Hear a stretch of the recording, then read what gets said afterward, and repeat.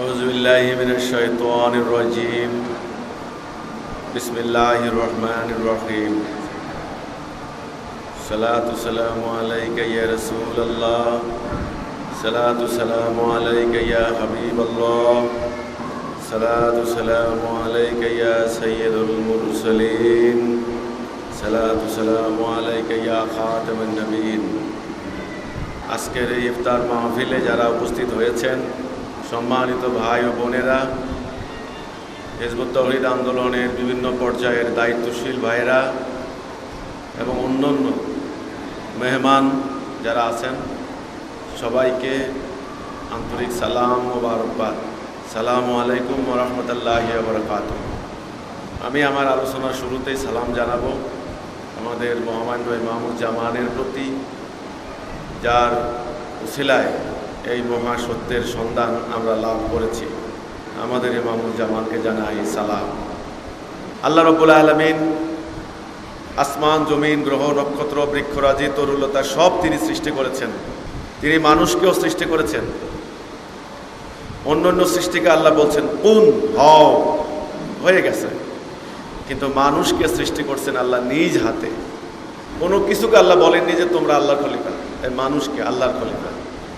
মানুষের ভিতরে আল্লাহর রূহ আছে, কাজেই মানুষকে ভাবতে হয়। মানুষ ভাবনাহীন জীবন পার করতে পারে না। ভাবতে হয় তার নিজেকে নিয়ে, ভাবতে হয় তার সমাজকে নিয়ে, মানব জাতিকে নিয়ে। ওই ভাবনার জন্যই কিন্তু ব্রেন দেওয়া হয়েছে, যেটা আমি বললাম। আজকে তো মানুষ অস্থির, একটু চিন্তা করার অবকাশ নাই, একটু ভাবার কোনো সুযোগ নাই। আজকে মানব জাতির এই দশা কেন হলো? এই পরিস্থিতি মানব জাতিকে কে নিয়ে আসলো? মানব সমাজ তো এমন হওয়ার কথা নয়। এই অবস্থা থেকে মানুষের মুক্তির পথ কি, উদ্ধারের পথ কি, নিস্তার লাভের উপায় কি, ইত্যাদি নিয়ে কি মানুষের ভাবা উচিত নয় কি? প্রত্যেকটা মানুষ ভাবা উচিত নয় কি? কিন্তু না, মানুষ ভাবতে পারছে না। ভাবনার কোনো সুযোগ নাই। মানুষ দৌড়াচ্ছে, শুধু দৌড়াচ্ছে। আলহাকুমুত তাকাসুরু হাত্তা যুরতুমুল মাকাবির। দৌড়াচ্ছে, কবর পর্যন্ত দৌড়াবে। আল্লাহ বললেন থামো, এটা উচিত নয়। যদি তোমার জ্ঞান থাকতে তুমি এটা করতে না। যেদিন দেখবে, নিজের চোখে দেখবে, আইনাল ইয়াকিন, সেদিন বুঝবে তোমরা কি করেছো। তোমাদেরকে এর জবাবদিহি করতে হবে, এর হিসাব দিতে হবে। আমাদের হিজবুত তাওহীদ আন্দোলন সম্পর্কে, আমার সম্পর্কে, আমাদের ইমামুজ্জামান সম্পর্কে অসম্ভব অপপ্রচার চালানো হচ্ছে। মিথ্যা, বানোয়াট বহু কথা অপপ্রচার চালিয়ে মানুষকে বিভ্রান্ত করার চেষ্টা করছে। অনেকের মনে প্রশ্ন, হিজবুত তাওহীদ আবার কি? অনেক আন্দোলন আছে, অনেক দল আছে যারা ইসলামের কথা বলেন। অনেক আছে রাজনৈতিক দল যারা রাজনীতি করে, নির্বাচন করে, ভোট করে, বিভিন্ন মার্কায় দাঁড়ায়, আছে না? তারা মানুষদেরকে ডাকছে। বাংলাদেশে বামপন্থী দল যদি 50টা হয়, ইসলামের দল আছে আরও বেশি। এরা রাজনীতি করছেন, প্রত্যেকে বলছেন আমাদের দলে আসো, তুমি জান্নাত পাবে, আমাদেরকে ভোট দাও। তো যারা জান্নাতের আশা করে তারা এরকম কোনো একটা দলে গিয়ে ভোট দেয় জান্নাতের আশায়। যারা জঙ্গিবাদী দল, চরমপন্থী দল, তারা সন্ত্রাস করছে, বোমাবাজি করছে, তারা বলছে এটা আমরা জেহাদ করছি, আমরা কেতাল করছি, আমাদের দলে আসো, তুমি শহীদ হবে, তুমি জান্নাত যাবে। আবার বহু তরিকা আছে, পীরের তরিকা। এক বাংলাদেশে আছে হাজার হাজার পীর। দক্ষিণবঙ্গের পীর, উত্তরবঙ্গের, পশ্চিমবঙ্গের, ঢাকার পাড়ায় পাড়ায়, মহল্লায় মহল্লায় পীর, মহিলা পীর, পুরুষ পীর। এক এক পীরের এক এক তরিকা। কেউ এই পীরের কাছে যাচ্ছে, কেউ ওই পীরের কাছে যাচ্ছে। তো অনেকের কথা হচ্ছে এই, এমনিতেই তো এই জাতির মধ্যে শত শত দল আছে, আবার হিজবুত তাওহীদ করতে হবে কেন? হিজবুত তাওহীদে কি জন্য আসতে হবে? ইসলাম করব, তাহলে তো ওইরকম কোনো একটা দলের মধ্যে গেলেই হলো, ইসলাম হয়ে যাবে।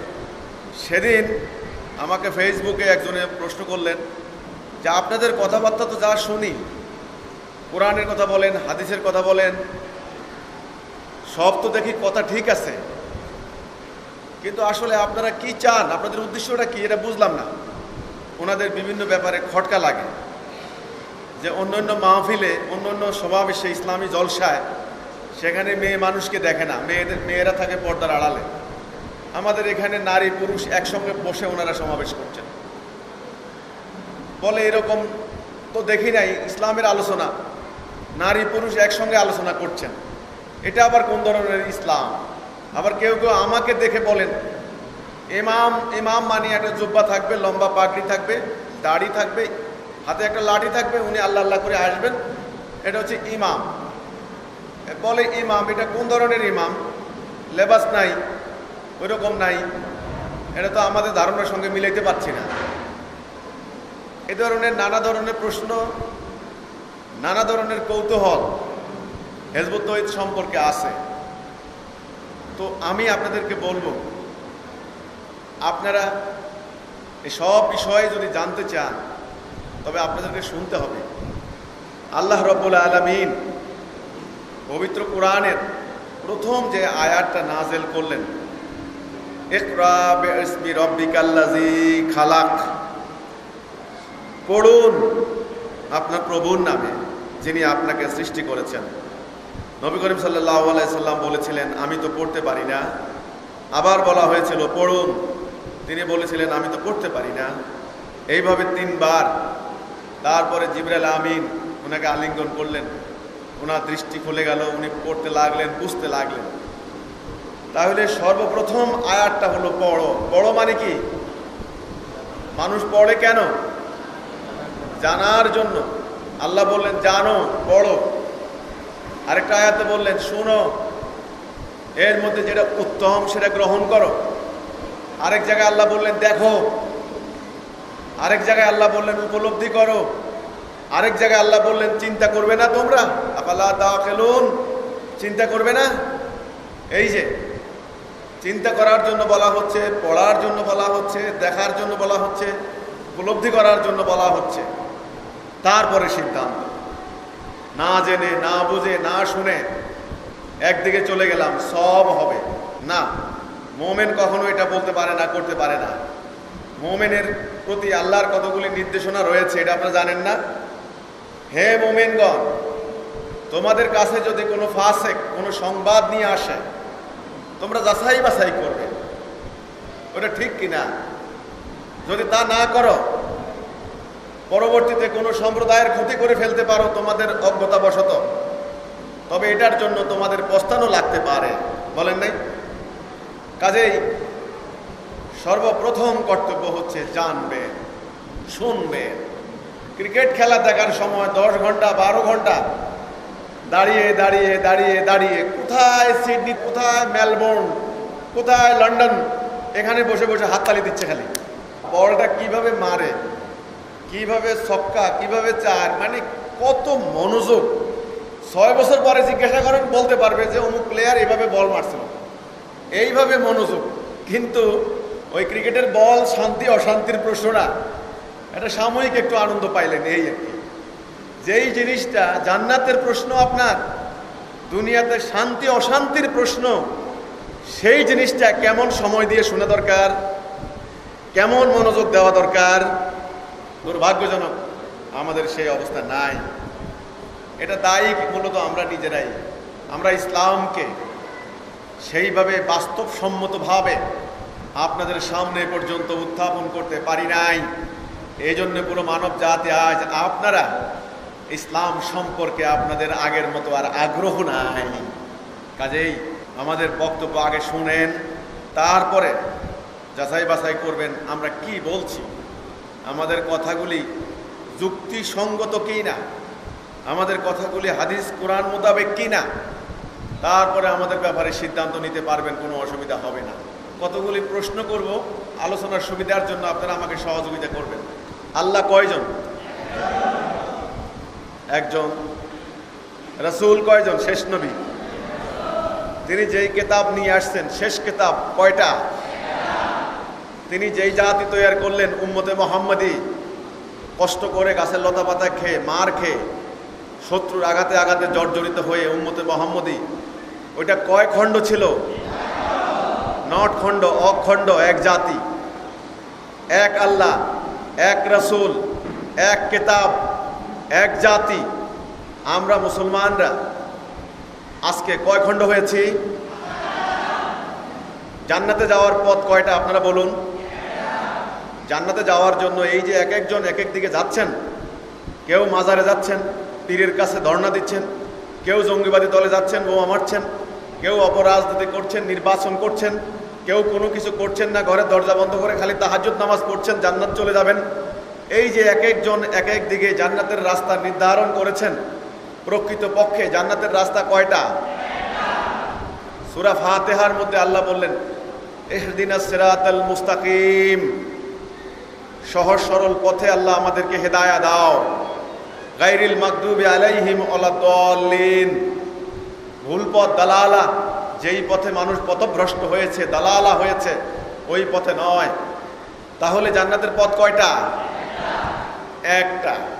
আমাদের নবী করিম সাল্লাল্লাহু আলাইহি সাল্লাম বলেছেন, ইয়াহুদি জাতি 72 ফেরকায় বিভক্ত হয়েছিল, আমার উম্মাহ হবে 73 ফেরকায় বিভক্ত। এক ফেরকা বেশি, 72 ফেরকা জাহান্নাম যাবে, এক ফেরকা জান্নাত যাবে। তাহলে অধিকাংশগুলি কোথায় যাবে? জান্নাত যাবে কয়টা? একদম। তাহলে সেটা কোনটা? সেই পথ কোনটা? সেই তরিকা কোনটা? সেটা আজ আপনাদেরকে ঠিক করতে হবে। সবাই তো বলে আমাদের দিকে আসো, তুমি জান্নাত যাবে। সেটা পর্যবেক্ষণ করা, সেটা যাচাই করা, সেটা দেখা, সেটা শোনা এবং সেই মোতাবেক সেই রাস্তায় উঠা আপনাদের কর্তব্য নয় কি? জান্নাতে যাওয়ার পথ এতটা নয়, একটা। সৌদি আরবের নেতৃত্বে সুন্নি ব্লক, ইরানের নেতৃত্বে শিয়া ব্লক। আজকে সৌদি আরব তলে তলে আজকে ইসরায়েলের সঙ্গে হাত মিলিয়েছে। এটা পত্রপত্রিকার খবর, আমি মুখস্থ বলছি না। সুন্নিকে দমন করার জন্য শিয়া হাত মিলিয়েছে রাশিয়ার সঙ্গে সুন্নিকে দমন করার জন্য, সুন্নি হাত মিলিয়েছে আমেরিকার সঙ্গে শিয়াকে দমন করার জন্য। ওহাবি কাউমির বিরুদ্ধে, কাউমি আলিয়ার বিরুদ্ধে, আলিয়া সরকারের বিরুদ্ধে, এইভাবে শিয়া, সুন্নি, শাফি, হাম্বলি, হানাফি, এই তরিকা, এই মাযহাব, নিজেরা নিজেরা তর্ক বাহাস মারামারি করতে করতে আমরা শেষ হয়ে যাচ্ছি। আল্লাহ রসুল কি আমাদেরকে এইভাবে টুকরা টুকরা রেখে গিয়েছিলেন? এক জাতি, আল্লাহ রসুলের ইসলাম কিভাবে এখানে আসলো, এক বিরাট প্রশ্ন। মুসলমান সংখ্যা কত কোটি সারা দুনিয়াতে? 160 কোটি। ইয়াহুদি কত কোটি? মাত্র 1.5 কোটি। আটলান্টিকের তীর থেকে ইন্দোনেশিয়া পর্যন্ত 6.5 কোটি উদ্বাস্তু মুসলমান। আপনার মিয়ানমারে 10 লক্ষ মুসলমানকে তাড়াই দিল, কোনো কথা বলতে পারেন নাই। বৌদ্ধের হাতে মার খায় মুসলমান, চীন দেশে কমিউনিস্টের হাতে মার খায় মুসলমান, হিন্দুদের হাতে মার খায় মুসলমান, বসনিয়া খ্রিস্টানের হাতে মার খায় মুসলমান, ইয়াহুদের হাতে মার খায় মুসলমান, আফ্রিকাতে জঙ্গলিদের হাতে মার খায় মুসলমান, সারা দুনিয়াতে মার খাচ্ছে মুসলমান। আমি আগেই বলেছি 6.5 কোটি উদ্বাস্তু, বাড়ি নাই, ঘর নাই, মান নাই, সম্মান নাই, ইজ্জত নাই, মুসলমান। ইউরোপ আমেরিকায় ভিক্ষা করে মুসলমান, নিজেরা নিজেরা মারামারি কামড়াকামড়ি করে নিঃশেষ হয়ে যাচ্ছে মুসলমান। ব্যাপারটা কি? জান্নাতের তরিকা করে নিছেন এতটা, নিজেরা নিজেরা মারামারি করে শেষ হয়ে যাচ্ছেন। বাহিরে খাচ্ছি মায়ের, কোথাও মাথা উঁচু করে দাঁড়াতে পারছি না, সংখ্যা 160 কোটি। এই অবস্থা কেন? আমাদের কিসের অভাব? আমাদের কি নামাজের অভাব? আমাদের কি রোজার অভাব? আমাদের কি হজের অভাব? প্রতি বছর 30-40 লক্ষ লোক আমরা হজ করতে যাই।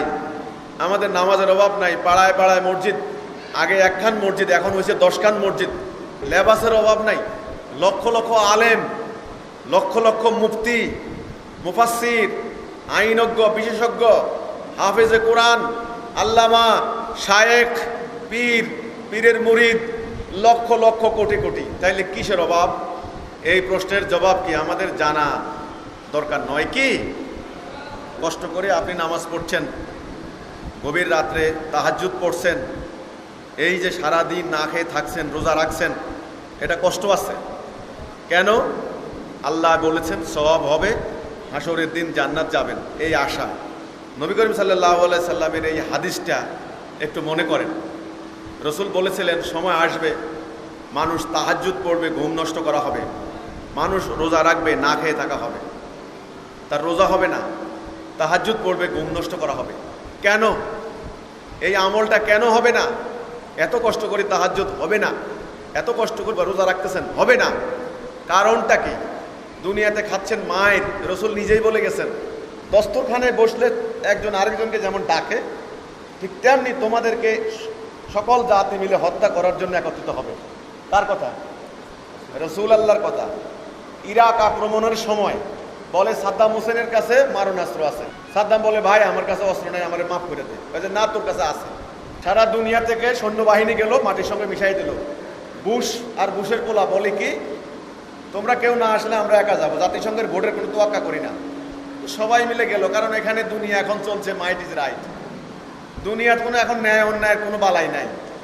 দুনিয়া এখন শক্তিমানের কথাই সব, সোজা হিসাব। ইরাক মাটির সাথে মিশাই দিল, পুরা মুসলমানরা ফেল ফেল করে চাই থাকলো। আর মসজিদের মধ্যে জুম্মার দিনে দোয়া করলো, আল্লাহ সাদ্দাম হোসেনকে রক্ষা করো, আল্লাহ ইরাকের মাটিরে রক্ষা করো, আল্লাহ মুসলমানকে রক্ষা করো। আল্লাহ রক্ষা করছেন? কেন রক্ষা করলেন না? আমার প্রশ্ন, যারা ফেসবুকে আমাকে গালাগালি করেন, ঠান্ডা মাথায় আমার কথার জবাব দেবেন। টুইন টাওয়ারে কেরা হামলা চালাইলো, আজ পর্যন্ত কোনো দলিল নাই। বলে ইয়াহুদিরা সেদিন ছুটি কাটাইছে, সব ইয়াহুদি টুইন টাওয়ারে ছিল না। যাই হোক, কারা হামলা চালাইছে একদিন প্রমাণিত হবে। এই উসিলা দুলা পুরা আফগানিস্তান মাটির সাথে মিশাই দিল। একটা মুসলমান কোনো কথা বলতে পারলো না, লক্ষ লক্ষ নারী বেজ্জত হলো। গাদ্দাফির লিবিয়া মাটির সাথে মিশাই দিল, গাদ্দাফির বাপ বেটা সবাইকে শেষ খতম করে দিল, আর বাকি পোলারা পালাই গেল। পুরা লিবিয়া আজকে সন্ত্রাসের জনপদ। আজকে সিরিয়া, আমেরিকাও বোমা মারে, রাশিয়াও বোমা মারে, ওই ব্রিটেনও বোমা মারে, জার্মানিও বোমা মারে। এই বোমা পড়ে মরে কে? মুসলমান। ধ্বংস হচ্ছে কে? মুসলমান। ব্যাপারটা কি? সৌদি আরবরে লাগাই দিল, ইয়েমেনের বিরুদ্ধে যুদ্ধ কর। বাস শুরু করছে ইয়েমেনের অবরোধ। লক্ষ লক্ষ ইয়েমেনের মুসলমানরা না খেয়ে মারা যাচ্ছে। কাবাঘরের পাশাপাশি, বেশি দূর না, সেই মুসলমান। ব্যাপার কি? সবাই তো নামাজ পড়ে, সবাই রোজা করে, সবাই আল্লাহ বিল্লাহ করে, সবাই কোরআন তেলাওয়াত করে। কে জান্নাত যাবে? শিয়া যাবে না সুন্নি যাবে? আমার কথা, কে জান্নাত যাবে? আজকে এই মূল্যায়ন মুসলমানদেরকে করতে হবে। আমাকে গালাগালি করতে পারেন, অসুবিধা নাই, সময় আছে। আগে আমার কথা শুনেন। হে মুসলমান, তোমাদের দুনিয়াও শেষ, তোমাদের আখিরাতও শেষ। আমি গুনাহগার সাধারণ মানুষ। আমি এই বাংলার মাটিতে দাঁড়িয়ে আজ পরিষ্কার করে ঘোষণা দিচ্ছি, তোমরা 160 কোটি মুসলমান দাবি করছো, তোমরা আখিরি নবীর উম্মত দাবি করছো, তোমরা শত সহস্র নফল ইবাদত করে যাচ্ছ, তোমরা নামাজ পড়ছো, রোজা রাখছো, হজ করছো, তোমরা মাদ্রাসায় পড়ছো, তোমরা মুফাসসির হচ্ছ, মুফতি হচ্ছ, আল্লামা হচ্ছ, শায়েখ হচ্ছ। আমি পরিষ্কার বলে রাখলাম, 160 কোটি তোমরা আল্লাহ রসুলের দেওয়া সংজ্ঞা মোতাবেক তোমরা মুমিন নাও, মুসলিম নাও, উম্মতে মুহাম্মদী নাও। আমি কে? কোথা থেকে এসেছি? কোন শক্তি বলে সমস্ত বিশ্বাসের গোড়া কেটে দিলাম? দুবাই থেকে নাকি কাতার থেকে এক মোল্লা, ধর্ম ব্যবসায়ী মোল্লা আমার বিরুদ্ধে ফেসবুকে ওয়াজ করছে।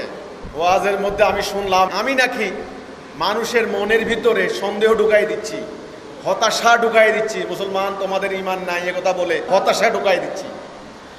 তো হতাশা তো আমি ঢুকাই দেই নাই।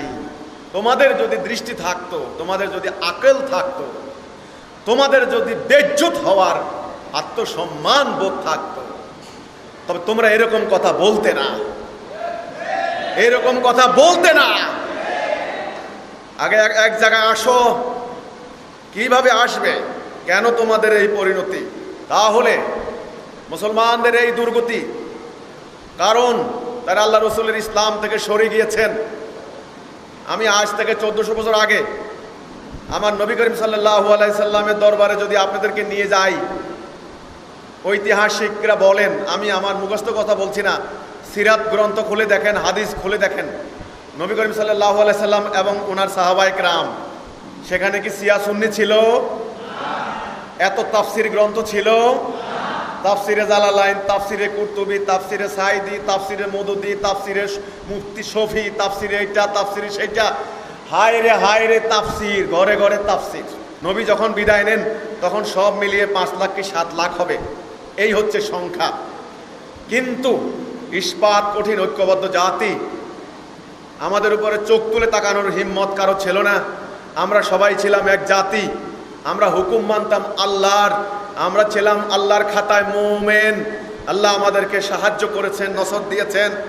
আমরা বদরে, ওহদে, হুনায়নে, খন্দকে একে একে আমাদের থেকে বহুগুণ শত্রুকে আমরা পরাজিত করেছি।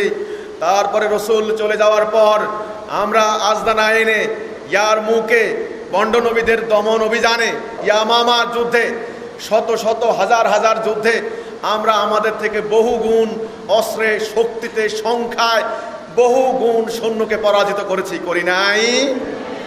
তৎকালীন দুইটা সুপার পাওয়ার, রোমান সাম্রাজ্য, পারস্য সাম্রাজ্য, এট এ টাইম আমরা স্ম্যাশ করে দিয়েছিলাম। কারণ আমরা তখন ছিলাম এক জাতি, আমরা ছিলাম সিরাতুল মুস্তাকিমে, আমরা মানতাম আল্লাহর হুকুম, আমরা ছিলাম মুমিন, আমরা ছিলাম উম্মতে মুহাম্মাদি। এই জন্য আল্লাহর সাহায্য আমাদের উপরে ছিল, কোনো শত্রু আমাদেরকে দখল করতে পারে নাই। আজ 1300 বছর চলে গেল। এই 1300 বছরে 1 ইঞ্চি মাটি রক্ষা করতে পারি নাই। একটা ভূখণ্ডে আল্লাহর হুকুম চলে না। সেই মুসলমান হাজার হাজার ভাগে বিভক্ত হয়ে কামড়াকামড়ি করে আমরা নিজেরা মারা যাচ্ছি। কিভাবে এখন জাতীয় ঐক্যবদ্ধ হবে? আমার হাতে এটা কি? একটা টিস্যু পেপার কোম্পানি বানিয়েছে, এটা দিয়ে ঘাম মোছার জন্য নাকি? আপনি যদি ঘাম মুছতে না পারেন, এই কোম্পানি এটাকে বানানো কোনো লাভ হবে? যত উন্নত মানের উপাদান দেখ, কোনো লাভ আছে? এই একটা জিনিসকে আপনি যদি মতোখানে, কয় টুকরা হলো? 2 টুকরা হয়ে গেল। আরেকটা টুকরা করেন, কয়টা হলো? আরেকটা টুকরা করেন, কত হলো? এই যে এইভাবে টুকরা টুকরা টুকরা করলে কি হবে এগুলি? বলেন তো কি হবে এগুলি? আবর্জনার মতো উড়ে যাবে না? আমার রসুল বলেছিলেন, তোমরা সংখ্যা হবে অগণিত, কিন্তু হলে কি হবে? আবর্জনা। ওই একটা টুকরা দেখেন উঠতেছে, তার কোনো ভিত্তি নাই। এই একটা খণ্ড, একটা টুকরা দিয়ে কি আপনি ঘাম মুছতে পারবেন? উদ্দেশ্য হাসিল হবে? আজকে সারা দুনিয়াময় এই জাতিকে টুকরা টুকরা করে যারা পীর সাহেবরা আছেন, সুফিবাদী তরিকা উদ্ভাবন করে আপনারা হাজার হাজার পীরের তরিকা বানিয়ে টুকরা টুকরা করেছেন। যারা রাজনীতি করছেন টুকরা টুকরা করেছেন।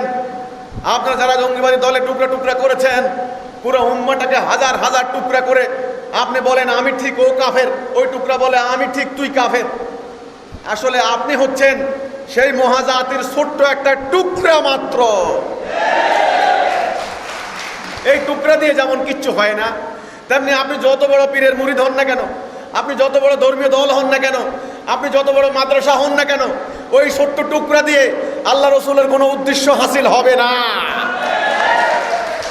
এখন এই টুকরা টুকরা হয়ে যাওয়া, এই খণ্ড বিখণ্ড হয়ে যাওয়া, এই মহাজাতিকে, যাদের ভেতরে কোনো আত্মা নাই, প্রাণ নাই, মরা লাশের মতো পড়ে আছে, ইন্দোনেশিয়া থেকে আটলান্টিকের তীর পর্যন্ত অর্ধ দুনিয়া মরা লাশ। এই জাতিকে এখন কিভাবে প্রাণের সঞ্চার করবেন? কিভাবে এখন টুকরা টুকরা হওয়া ওই দেহগুলিকে এক জায়গায় এনে একটা মহাজাতিতে পরিণত করবেন? যদি ঐক্যবদ্ধ করতে না পারেন, তবে আগামী দিন বলে রাখলাম, আপনাদের কারো কোনো অস্তিত্ব থাকবে না। হে পীর সাহেব, আপনার গদ্দি নসীনের গদি থাকবে না। হে রাজনৈতিক দলের নেতারা, কোনো দল থাকবে না। হে জঙ্গিবাদীরা, তোমাদের অস্তিত্ব থাকবে না। হে মুফতি, মৌলানা, মুফাসসির, আইনজ্ঞ, বিশেষজ্ঞ, ডাক্তার, ইঞ্জিনিয়ার, গোস্তাকি মাফ হয় জানাব, আমার ভুল হলে ক্ষমা করে দিবেন। আপনাদের কারোই কোনো অস্তিত্ব থাকবে না। এটা আমার কোনো অভিশাপ নয়, আমি কোনো পীর ফকির নই, আমি বদদোয়া দেব নো, শুধু কনসিকুয়েন্স বলতে পারি, পরিণতি। এই ঘটনার পরে ওই ঘটনা কি হতে পারে, পরিণতি বলা যায় না। এই যেইভাবে তোমরা শুরু করেছো, অপেক্ষা করো, বেশি দিন লাগবে না। গুনে গুনে কয়টা দিন অপেক্ষা করো, যেই বোমা সিরিয়ার উপরে পড়েছে সেই বোমা তোমার মাথার উপরেও পড়বে। এটা আল্লাহর গজব, আল্লাহর শাস্তি। পুরো উম্মার উপর শাস্তির আগুন বয়ে যাচ্ছে। এই আগুন থেকে তোমরা বাঁচবে না। আসো, তোমরা এখানে আসো, ঐক্যবদ্ধ হও। আমি কি বলতে চাই, কি বুঝাইতে চাই, আমার কথা একটু শোনো। মুসলমান জাতির এই পরিণতির কারণ হচ্ছে বুখারীর 7 নম্বর হাদিস, বুনিয়াল ইসলামে আলা খামসিন। ইসলামের বুনিয়াদ কয়টা? 5টা। 1 নম্বরে লা ইলাহা ইল্লাল্লাহ, 2 নম্বরে হলো সালাহ, 3 নম্বরে হলো যাকাত, 4 নম্বরে হলো হজ, 5 নম্বরে হলো রোজা। এই যে আজকে রোজা রাখছেন আপনারা, এটা ইসলামের বুনিয়াদের কয় নাম্বার? 5 নাম্বার। 1 নাম্বারটা কি? তাওহীদ, লা ইলাহা ইল্লাল্লাহ, ঈমান। যার ঈমান আছে তার জন্য আমল। ঈমান আমল, আগে ঈমান না আগে আমল? যে ঈমান আনবে তার জন্য আমল, নাকি? আমাদের নবী করিম সাল্লাল্লাহু আলাইহি ওয়াসাল্লামের নবুয়তি জিন্দেগি কয় বছর ছিল? 23 বছর। 13 বছর মক্কায়, 10 বছর মদিনায়। তিনি মক্কার 13 বছরে মানুষকে কিসের দিকে ডাকছেন? ঈমানের দিকে, তাওহীদের দিকে। লা ইলাহা ইল্লাল্লাহ মুহাম্মাদুর রাসূলুল্লাহ, এটা হচ্ছে ঈমান। জান্নাতে নিবে আপনাকে কিসে? নাকি আমলে? 2টা পার্থক্য মনে রাখবেন, ঈমান আর আমল। ঈমান আগে নাকি আমল আগে? ঈমান আগে। জাতিকে ঐক্যবদ্ধ রাখে কিসে? ঈমানে। 100টা তসবিহ দানা একত্রিত রাখে কিসে? সুতা। সুতা কেটে দিলে তার দানাগুলা ছড়ায় ছিটিয়ে পড়বে না? ঈমান, তাওহীদ। তাওহীদের রশি দিয়ে মানব জাতি ঐক্যবদ্ধ থাকে। এই জন্য আল্লাহ কোরআনে বললেন, ওয়াতাসিমু বিহাবলিল্লাহি জামিয়া ওয়া লা তাফাররাকু, তোমরা আল্লাহর রশিকে ধরে রাখো, তোমরা ফারাক হইও না, আলাদা হইও না। আমরা সেই রশি কেটে দিয়েছি, এই জন্য আমরা ছড়িয়ে ছিটিয়ে পড়েছি এক একজন এক এক দিকে। আমার নবী করিম সাল্লাল্লাহু আলাইহি সাল্লাম বলেছেন, মান কালা লা ইলাহা ইল্লাল্লাহ ফাদাখালাল জান্নাহ। সাফা পাহাড়ের পাদদেশে দাঁড়িয়ে সবাইকে যেদিন ডাকলেন, এই বিপদ বিপদ, তোমরা আসো আসো। সবাই আসলো। কি ব্যাপার? আলামিন আসাদিক, এমনি এমনি তো ডাকে না, ও তো মিথ্যা কথা বলে না, কি সমস্যা, যাই চলো দেখি। যাওয়ার পরে তিনি সংক্ষিপ্ত একটা বক্তব্য দিলেন, সে হে মানুষ, কিয়ামত ঘনিয়ে আসছে, আগুন ধেয়ে আসছে, আপনারা দেখুন কিন্তু আছে, তোমাদের বিপদ, তোমরা বাঁচবে যদি তোমরা বলো লা ইলাহা ইল্লাল্লাহ, এই একটা কথা, নাকি? এই কথা বলার সাথে সাথে আবুল আহাব একটা পাথর নিল, নিয়ে বলল, এই কথা বলার জন্য আমাদেরকে ডেকেছিলে? তাব্বা আলাকা ইয়া মুহাম্মদ, হে মোহাম্মদ তুমি ধ্বংস হও, এ কথা বলে একটা পাথর মারল। হাতে পাথর, মুখে গালি। কলেমার পতাকা শুরু হলো ওখান থেকে। গালি, মার, অপমান শুরু হলো। আল্লাহর সার্বভৌমত্বের ঘোষণা শুরু হলো সাফা পাহাড়ের পাদদেশ থেকে। আজ এখান পর্যন্ত এসেছে, এমনি এমনি আসে নাই। বহু রক্তের বিনিময়, বহু কুরবানির বিনিময়ে, বহু শাহাদাতের বিনিময়ে, নাকি? সেই কলেমা আমরা হারিয়েছি। এই কথাটা খুব ভালো করে বুঝেন। আপনাকে জান্নাতে নিবে ঈমানে নাকি আমলে? ঈমানে। তাহলে আমল করবেন না? হ্যাঁ, আমল। যেমন এই যে রোজা রাখতেছেন, আমল করছেন, এটা আমলে আপনাকে জান্নাতের স্তর নির্ধারিত করবে। আপনি জান্নাতের কোন জায়গায় থাকবেন সেটা নির্ভর করবে আপনার আমলের উপরে। কিন্তু জান্নাত যাবেন না জাহান্নাম যাবেন সেটা নির্ভর করবে কিসের উপরে? আপনি বাংলাদেশে ঢুকেন, সেটার জন্য পাসপোর্ট লাগবে, কিন্তু ঢুকার পরে গুলশান থাকবেন নাকি বেড়িবাঁধের কাছে থাকবেন সেটা নির্ভর করবে টাকা রোজগারের উপরে, নাকি? তাহলে জান্নাতে যাবেন ঈমান দিয়া, আর জান্নাতের স্তর নিবেন আমল দিয়া। কোন স্টুডেন্ট উপরে ক্লাসে যাওয়ার জন্য ন্যূনতম মার্কস ঠিক করে রাখছে সরকার 33 পাস মার্ক। কাজে আপনি জান্নাতে যাওয়ার জন্য ন্যূনতম মার্কস 33। লা ইলাহা ইল্লাল্লাহ, আমরা আল্লাহর হুকুম ছাড়া কারো হুকুম মানব না। লা ইলাহা ইল্লাল্লাহ তো সারা দিন রাত পড়েন, জিকির করেন, লা ইলাহা ইল্লাল্লাহ, লা ইলাহা ইল্লাল্লাহ। আমি দেখছি জিকির করে, আবার অর্ধেক করে ইল্লাল্লাহ ইল্লাল্লাহ, আবার এক শব্দ কয় আল্লাহ আল্লাহ, মানে জিকির করতেছে। জিকির তো চলছে, আজকে জিকির হচ্ছে সারা দুনিয়ায়, কিন্তু লা ইলাহা ইল্লাল্লাহ কোথায়? রাসূলুল্লাহ 13টা বছর ঈমান বুঝিয়েছেন। ঈমানটা বুঝেন, সব ঠিক হয়ে যাবে। তাহলে লা ইলাহা ইল্লাল্লাহ আরবি, এর বাংলা একটা অর্থ আছে না? এই কলেমা হচ্ছে আল্লাহর সঙ্গে বান্দার একটা চুক্তি, একটা কন্ট্রাক্ট। কোনো কোম্পানি আগে সরকারের সঙ্গে চুক্তি করে না আগে কাজ করে? কোনো একটা লেবার, আপনি একটা লেবারকে আনলেন বা একটা শ্রমিককে আনলেন তার কাজ করতে, ক্ষেতের কাজ বলেন, বিল্ডিংয়ের কাজ বলেন, আগে তো চুক্তি করে নাকি, আমাকে এই শর্ত, আমাকে এই দিবেন, এত ঘন্টা করব, এই নিয়ম। এবার মালিক বলে ঠিক আছে, তখন একটা চুক্তি হয়, হয় লিখিত হয় নাহলে মৌখিক হয়, তারপরে কাজ ধরে, বিকেলবেলা সেই মোতাবেক পারিশ্রমিক পায়। তাহলে আগে চুক্তি না আগে কাজ? আপনারা আগে বুঝেন, আগে বুঝা না আগে কাজ?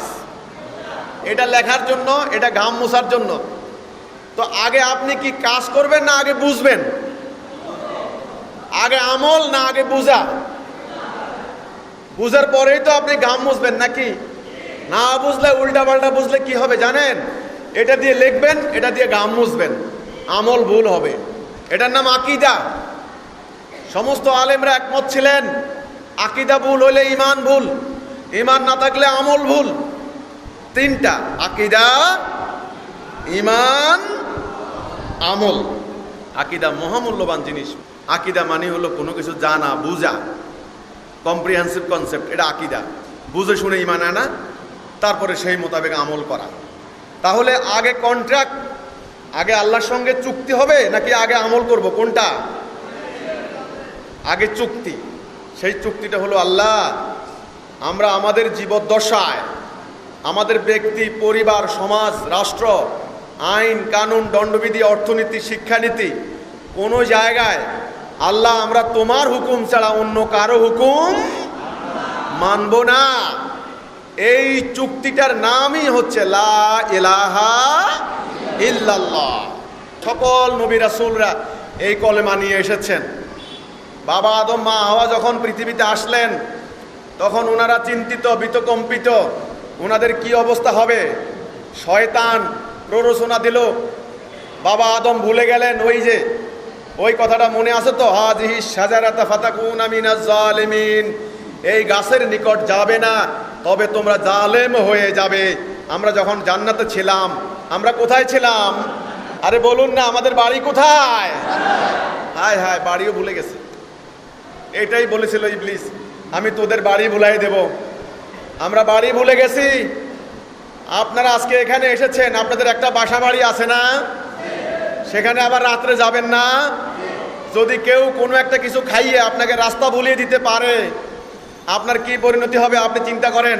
চোর ডাকাতে নিয়ে যাবে, না হলে একটা ক্ষতি হবে নাকি? তা আমাদের বাড়ি কোথায়? আমরা ছিলাম কোথায়? আবার যাব কোথায়? জান্নাতে। এই কথাটা মনে রাখবেন। বাবা আদম, মা হাওয়া যখন পৃথিবীতে আসলেন, চিন্তিত হলেন। আল্লাহ বললেন, ফা ইম্মা ইয়াতিয়ান্নাকুম মিন্নি হুদা ফামান তাবিআ হুদায়া ফালা খাউফুন আলাইহিম ওয়ালা হুম ইয়াহজানুন। আমি হেদায়া দেব, আমি পথ দেখাবো। যারা আমার এই হেদায়ার মধ্যে থাকবে, তাদের কোনো ভয় নাই, তাদের কোনো চিন্তা নাই। এই হেদায়া আল্লাহর দেওয়া পথ। আমাদের হুকুমদাতাকে, আমাদের মাবুদকে, আমাদের এলাহকে, আমাদের রেজেকদাতাকে, আর আমাদের শত্রুকে ইবলিস। হুকুমদাতাকে, রবকে, মাবুদকে ভুলতে পারবেন না, আবার শত্রুকেও ভুলতে পারবেন না। এই পৃথিবীতে আমাদের পরীক্ষার জায়গা, নট পার্মানেন্ট বাড়ি। কিছু কালের জন্য আমরা এখানে এসেছি পরীক্ষা স্বরূপ। ডাইন বাম, সত্য মিথ্যা, ন্যায় অন্যায়, বৈধ অবৈধ, রাস্তা কিন্তু দুইটা, সিরাতুল মুস্তাকিম, দালালা। হুকুম কিন্তু দুইটা, আল্লাহর হুকুম, ইবলিসের হুকুম। আমি মধ্যখানে বসে আছি, আদম সন্তান। আমার পরীক্ষা এখন, এই দুনিয়া আমার পরীক্ষার জায়গা। এই পরীক্ষার উপরে নির্ভর করবে আমি জান্নাতে যাব নাকি জাহান্নাম যাব। একটা কঠিন সিদ্ধান্ত আমাকে নিতে হবে। এই সিদ্ধান্তের উপরে নির্ভর করবে আমার দুনিয়ার জীবন শান্তিপূর্ণ হবে, ঐক্যবদ্ধ হবে, রুহামায় ভ্রাতৃত্বপূর্ণ হবে, নাকি মারামারি, হানাহানি, কাটাকাটি, যুদ্ধ, রক্তপাত হবে। আমি পরকালে জান্নাতে যাব নাকি জাহান্নামে যাব, একটা সিদ্ধান্ত আমাকে নিতে হবে। আমি মধ্যখানে বসে আছি, আমার ডাইনে একটা রাস্তা, বামে একটা রাস্তা, এদিকে আল্লাহর হুকুম, এদিকে ইবলিসের হুকুম। আমি এখন কোনটা নেব, এই নেওয়ার স্বাধীনতা আমার রয়েছে। এখন বলুন, মানুষ কার হুকুম নেওয়া উচিত? আল্লাহর হুকুম নাকি লা ইলাহা ইল্লাল্লাহ? এই যে বান্দা যদি একথা বলে, আল্লাহ তুমি আমাকে সৃষ্টি করেছো, তুমি জানো কিভাবে চললে আমার পরিবার শান্তিপূর্ণ হবে, কোন কথা মানলে পরে আমার সমাজ নিরাপত্তায় পূর্ণ হবে, আমার অর্থনৈতিক অবিচার হবে না, দুর্বলের উপরে সবলের অত্যাচার হবে না, আমাদের ভাইয়ে ভাইয়ে দ্বন্দ্ব হবে না, শাসকের উপর শাসকের জুলুম হবে না, সরলের উপর ধূর্তের বঞ্চনা হবে না, অন্যায় অবিচার রক্তপাত হবে না। কোন পথে চললে সেই পথ তুমি জানো, সেই হুকুম তুমি দিয়েছো আল্লাহ তোমার নবীর মাধ্যমে। আমরা সিদ্ধান্ত নিলাম আমরা তোমার হুকুম ছাড়া কারো হুকুম মানব না। এই সিদ্ধান্ত যারা নেবে তারা হলো মুমিন। তারা কি? মুমিনের জন্য নামাজ 2 নাম্বার। তাহলে নামাজ কার জন্য? রোজা কার জন্য? ইয়া আইয়ুহাল্লাযীনা আমানু কুতিবা আলাইকুমুস সিয়াম কামা কুতিবা আলাল্লাযীনা মিন ক্বাবলিকুম লাআল্লাকুম তাত্তাকুন। হে মুমিনগণ, কাকে অ্যাড্রেস করছেন? তোমাদের জন্য রোজা ফরজ করে দিলাম। তাহলে রোজা কার জন্য? গুনাহ মাফ করবেন কার? জান্নাত কে যাবে? ওয়ালা তাহিনু ওয়ালা তাহজানু ওয়া আনতুমুল আলাউনা ইন কুনতুম মুমিনিন। তোমরা হতাশ হইও না, তোমরা নিরাশ হইও না, তোমরা বিজয়ী হবে যদি তোমরা মুমিন হও। বিজয়ী হবে কে? মুমিন। তাহলে আগে মুমিন না? হে মুমিনগণ, আল্লাহকে যথাযথভাবে ভয় করো, মুসলিম না হইয়া মৃত্যুবরণ করো না। মুসলিম হইতে বলে কাকে? মুমিনকে। আমার কথা না আল্লাহর কথা? আল্লাহর কথা। এই মুমিন হইতে হইলে আল্লাহর সঙ্গে একটা অঙ্গীকার, একটা চুক্তিতে আগে আসেন। আমরা পুরো জাতি এই অঙ্গীকার করা দরকার ছিল, কিন্তু আমরা গত কয়েক শতাব্দী ধরে আল্লাহর সঙ্গে করা এই অঙ্গীকার লঙ্ঘন করেছি, এই চুক্তি ভঙ্গ করেছি। আমরা ইমানে নাই, আমরা তাওহীদে নাই। আমরা তো মুসলমান দাবি করি, ভালো কথা, মুসলিম। সমস্ত আলেমরাই এটা জানেন। যারা আল্লাহর হুকুমকে আত্মসমর্পণ করে নেয় তারাই হলো মুসলিম। নাকি? আল্লাহর হুকুমটা কি? আল্লাহর কেতাব না? আল্লাহর কোরআন তো নাকি? আল্লাহর কোরআন, আল্লাহর কেতাব। যেই জাতি আল্লাহর কেতাবের হুকুমকে প্রত্যাখ্যান করে ওই ব্রিটিশ সাম্রাজ্যবাদীদের হুকুম মেনে নিয়েছে, গত কয়েক শতাব্দী ধরে তাদের হুকুম মেনে চলছে, তারা কি মুসলিম থাকে কিনা আপনারা বলেন না? তারা কি মুমিন থাকে কিনা আপনারা বলেন না? না। সুদ যে খায় তার সঙ্গে আল্লাহ রসুল জিহাদ ঘোষণা করেছেন পবিত্র কোরআনে, যুদ্ধ। আল্লাহ রসুল বলেছেন আপন মায়ের সঙ্গে ব্যভিচার করা, নাউজুবিল্লাহ। সেই সুদের উপরে চলে সমস্ত দুনিয়া, পুরো মুসলিম বেল্ট। আমি এভাবে দেখাইলে আল্লাহ কোরআনে বলছেন তোমরা ঐক্যবদ্ধ হও, আমরা ঐক্যবদ্ধ হচ্ছি না, আমরা এই তরিকা ওই তরিকায় ফিরে ওই ইত্যাদি। তাহলে আমরা তো আল্লাহর হুকুম প্রত্যাখ্যান করেছি। আমাদের জাতীয় সামাজিক অর্থনৈতিক সব কাজে ওই যে যখন ব্রিটিশরা আমাদেরকে শাসন করেছিল তখন তারা চলে যাওয়ার সময় তাদের একটা জীবন বিধান আমাদের উপর চাপিয়ে দিয়ে গেছে, আমরা এখনও সেটা মেনে চলছি। আমরা মুমিন না, আমরা মুসলিম না, আমরা উম্মতে মুহাম্মদী না। আমরা কলেমার চুক্তি থেকে সরে গিয়েছি বহু আগে। এই জন্য আজ আমাদের এই দুর্গতি, এই দুর্দশা। আজকে এই কথাটা পরিষ্কার করে বুঝতে হবে, উপলব্ধি করতে হবে। উপলব্ধি করার সময় হয়েছে। তা না হলে আমরা বাঁচব না, আমাদের অস্তিত্ব বাঁচবে না, আমাদের ভবিষ্যৎ শেষ হয়ে যাবে, আমাদের পরকালও শেষ হয়ে যাবে। এবার আসেন পরকাল নিয়ে। অনেকে বলেন আরে ভাই ওই পীরের মাজারে যাচ্ছি, আরে ভাই নামাজ পড়তেছি, রোজা রাখতেছি, আরে ভাই জঙ্গিবাদী কর্মকাণ্ড করতেছি, ভাই আমার তো নিয়ত ঠিক আছে, আমি আল্লাহর জন্য করতেছি, পরকালে আল্লাহ আমাকে সওয়াব দিবে। বোম মেরেছেন, নিজেও মরে যাচ্ছেন, অন্য কেউ মেরে ফেলছেন, বলে কি সওয়াব হবে? আরে ভাই তোমার ঈমান ঠিক আছে, তুমি বলতেছ বিশ্বাস আছে, আকীদা ভুল হইলে ঈমান ভুল, এটা তো আমার কথা নয়। ঈমান ভুল খাতে প্রবাহিত হবে। রাস্তা ভুল হলে আপনি গন্তব্যে যেতে পারবেন না। আপনি যাবেন চট্টগ্রাম, ওই চিটং রোডে আপনি ওই সিলেটের দিকে উঠলেন, আপনার ঠিকই সময় গিয়েছে, আপনার ঠিকই টাকা খরচ হয়েছে, ঠিকই আপনার শ্রম ব্যয় হয়েছে, আপনি চট্টগ্রাম যাই পৌঁছতে পারবেন? কেন? আপনার তো নিয়ত ঠিক ছিল, আপনার নিয়ত ছিল আপনি চিটং যাচ্ছেন, ঘুমাচ্ছেন, কিন্তু না, সকালবেলা গিয়ে দেখলেন আপনি সিলেট গিয়ে পৌঁছলেন। কারণ কি? পথ ভুল, রাস্তা ভুল। এই যে আকীদা বুঝেন, আগে হেদায়া, তারপরে তাকওয়া। তাকওয়া অবলম্বন করতে পারবেন, কোনো অসুবিধা নাই। আগে সঠিক পথে আগে উঠেন, আগে হেদায়া, তারপরে তাকওয়া, আগে ঈমান, তারপরে আমল। একটা কোরআনের আয়াত বলবো আর একটা হাদিস বলবো। রাব্বানা আতিনা ফিদ দুনিয়া হাসানাতাও ওয়া ফিল আখিরাতি হাসানাতাও ওয়া কিনা আযাবান্নার। আল্লাহ রব, প্রভু, আমাদের দুনিয়ার জীবনকে সুন্দর করে দাও, মানে এবং আখিরাতের জীবনকেও সুন্দর করে দাও। আগে দুনিয়ার জীবন না, আগে আখিরাতের জীবন। আর দুনিয়া মাজরাতুল আখিরা, হাদিস বলতেছি, দুনিয়া আখিরাতের শস্য ক্ষেত্র। আল্লাহ রসুল বলেছেন, দুনিয়া দেখলে বোঝা যায় আখিরাত কেমন হবে। আপনার ক্ষেত দেখলে বোঝা যায় গোলায় কি উঠবে। ক্ষেতে যদি আপনি তামাক লাগান, বাড়িতে বসে বিড়ি খাবেন। ক্ষেতে যদি ধান লাগান, বাড়িতে বসে ভাত খাবেন নাকি? তাইলে নবী করিম সাল্লাল্লাহু আলাইহি সাল্লাম বলেছেন, আর দুনিয়া মাজরাতুল আখিরাত, দুনিয়া আখিরাতের শস্য ক্ষেত্র। আর আল্লাহ বলেছেন, তোমরা দোয়া করো, আল্লাহ আমাদের দুনিয়ার জীবনকে সুন্দর করে দাও, তারপরে পরকালকে সুন্দর করে দাও।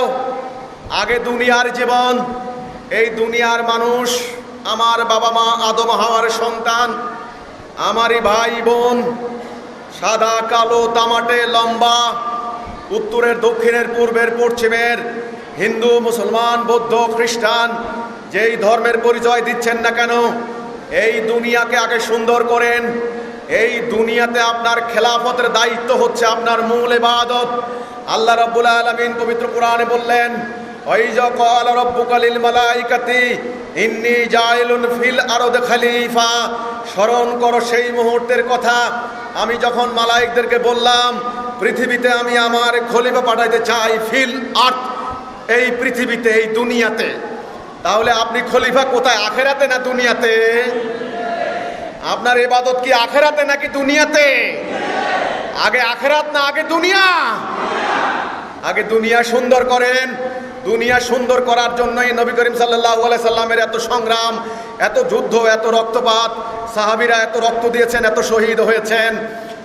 আজ আমরা মুসলমানরা আমাদের দুনিয়াকে দাজ্জালের হাতে বন্ধক রেখে, শয়তানি অপশক্তির হাতে দুনিয়াকে ছেড়ে দিয়ে আজকে তারা সমস্ত দুনিয়াকে নরককুণ্ড বানিয়েছে। এই দুনিয়ার দিকে কোনো ভ্রুক্ষেপ না করে, এই দুনিয়াকে সুন্দর না করে আমরা পরকালে জান্নাতে যাওয়ার জন্য ব্যর্থ চেষ্টা করছি, ব্যর্থ।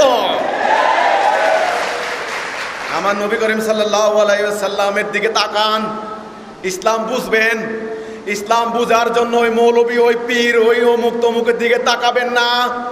1300 বছরের কাল পরিক্রমা ইসলামকে জায়গা মতে রাখে নাই, উম্মাকে জায়গা মতে রাখে নাই। এক উম্মাকে কেটে টুকরা টুকরা করা হয়েছে, সঠিক আকীদাকে বিকৃত করা হয়েছে, সেরা জাতিকে গোলাম জাতি বানানো হয়েছে, সকল জাতির লাথি খাচ্ছে। আজকে তাকাইতে হবে রাসূলুল্লাহর দিকে। রাসূল কি করেছেন? তাকাতে হবে আল্লাহর কিতাবের দিকে। আল্লাহ কিতাবে কি বলেছেন, আল্লাহর ওহীর জ্ঞান কি, সেই দিকে তাকান। কোন পীর কি বলেছে, কোন হুজুর, কোন মৌলবী, কোন পীর সাহেব কি বলেছে, যদি সেদিকে তাকান তবে ধ্বংস হয়ে যাবেন। আমার রাসূলকে বলা হয়েছিল, ইয়া রাসূলুল্লাহ, আল্লাহর কাছে দোয়া করুন, অত্যাচার আর সহ্য হয় না, আল্লাহর কাছে দোয়া করুন এরা যেন ধ্বংস হয়ে যায়।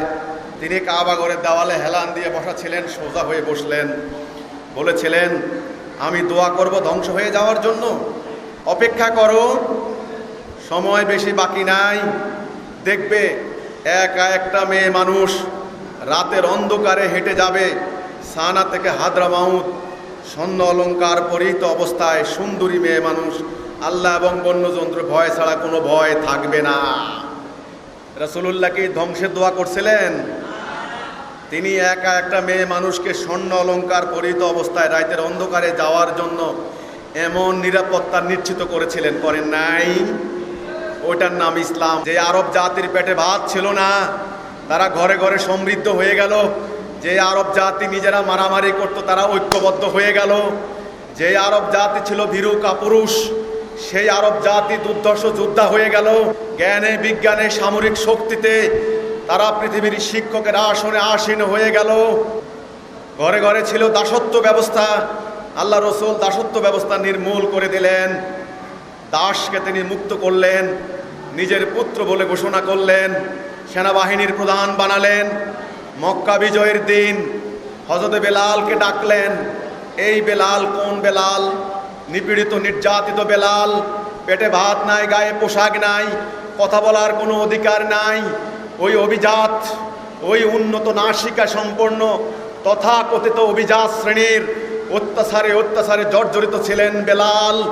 সেই বেলালকে ডাকলেন আল্লাহ রসুল, অন্য কাউকে ডাকতে পারলেন না।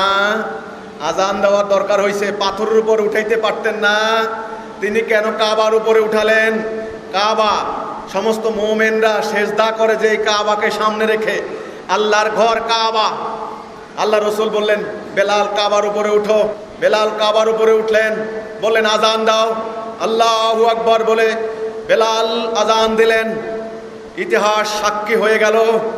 আল্লাহ রসুল প্রমাণ দিলেন, আমি সাম্যের নবী, আমি মুক্তির নবী, আমি মানবতার নবী।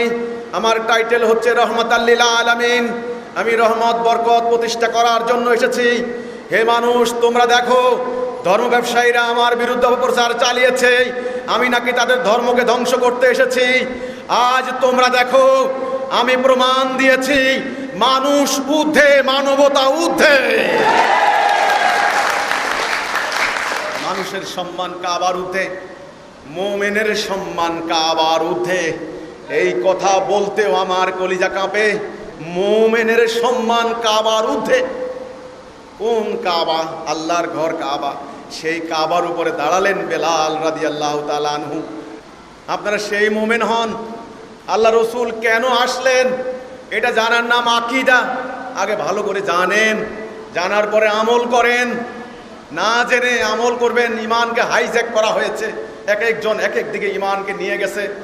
কেউ বিভিন্ন মাজারে গিয়ে ইমান ধ্বংস করে দিচ্ছে, কেউ বিভিন্ন দলে যোগ দিয়ে ইমান ধ্বংস করে দিচ্ছে, কেউ জঙ্গিবাদী তাণ্ডব ঘটিয়ে ইমানকে ধ্বংস করে দিচ্ছে।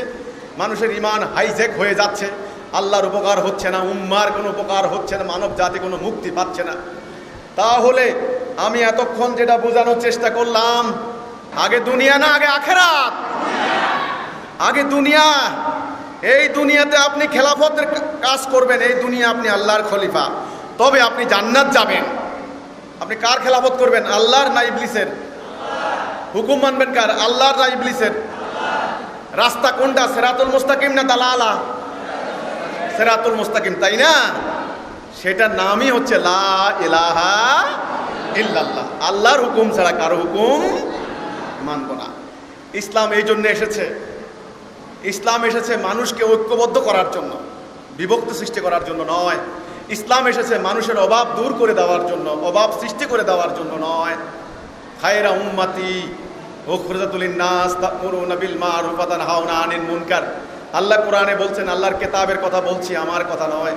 তোমরাই সেরা জাতি, তোমাদের উত্থান ঘটানো হয়েছে, মানব জাতি থেকে খারিজ করা হয়েছে, আলাদা করা হয়েছে। তোমরা সৎ কাজের আদেশ দিবে, অসৎ কাজ থেকে নিষেধ করবে। তোমরা ওহীর ধারক, তোমরা কিতাবের উত্তরাধিকার। এর আগের কওমকে আমি কিতাব দিয়েছি, তারা বাড়াবাড়ি করে তারা ধ্বংস হয়ে গিয়েছে। আমার নবী রাসূলের শিক্ষাকে বিকৃত করেছে, তাদের উপর আমার লানত। আমি আমার শেষ নবীকে পাঠিয়েছি, তিনি কষ্ট করে পেটে পাথর বেঁধে গাছের লতা পাতা খেয়ে শত্রুর আঘাতে জর্জরিত হয়ে তিনি আমার হুকুম মোতাবেক একটা জাতি তৈরি করলেন, উম্মতে মুহাম্মাদী। তাদেরকে ঐক্যবদ্ধ করলেন, ঐক্য শিখালেন, তাদেরকে ডিসিপ্লিন শিখালেন, তাদেরকে আনুগত্য শিখালেন, এক জাতি করলেন। তাদেরকে জিহাদ শিখালেন, সংগ্রাম শিখালেন, তাদেরকে আল্লাহর রাস্তায় ধাবিত করে দিয়ে তিনি আল্লাহর রাস্তায় চলে গেলেন। যাওয়ার সময় বলে গেলেন, সাবধান, তোমরা সহজ সরল সিরাতুল মুস্তাকিমে থাকবে। ডাইনে বামে অনেকগুলি রাস্তা এঁকে তিনি দেখিয়ে দিলেন মরুভূমির বালুর উপরে। ওই সমস্ত ভুল পথে তোমরা যেও না, তোমরা ধ্বংস হয়ে যাবে। কিন্তু রসুল আর রসুলের সাহাবীরা চলে যাওয়ার পর গত 1300 বছরে আমাদের শাসকরা রোমান পারস্য সম্রাটদের মতো ভোগবিলাসী শাসক হয়েছে।